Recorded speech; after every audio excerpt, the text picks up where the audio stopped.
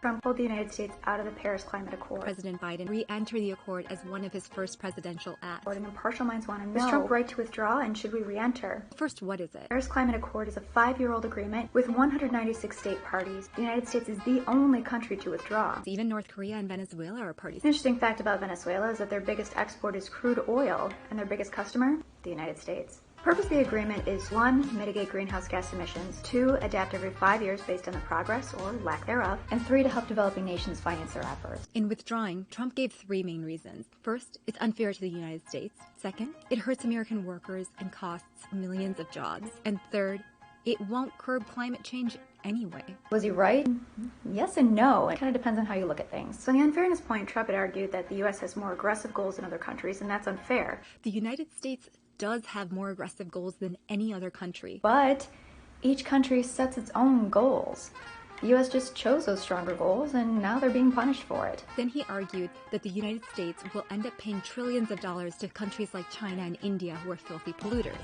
Well, he's exaggerating a little bit, but he's not that far off. Well, as part of the accord, a green climate fund was set up in which the developed countries who benefited from past industrialization agreed to contribute $10 billion to help developing nations combat climate change.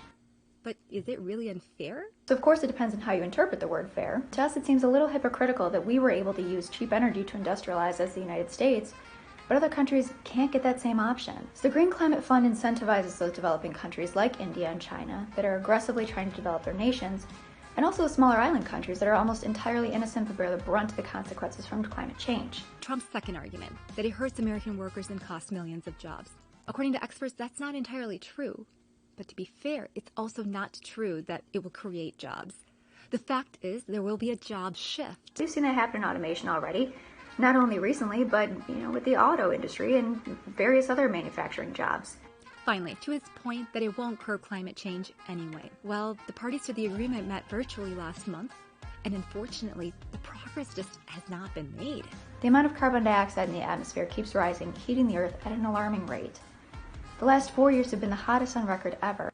And the year 2020 has been the hottest year, tied with 2016. So, to all the Trump haters, he wasn't completely wrong with his arguments. But did it warrant pulling out of the agreement? No. We're not children. We're not playing in the sandbox, taking our toys and going home. This is a global stage. The U.S. should have stayed in the agreement and worked towards modifying it.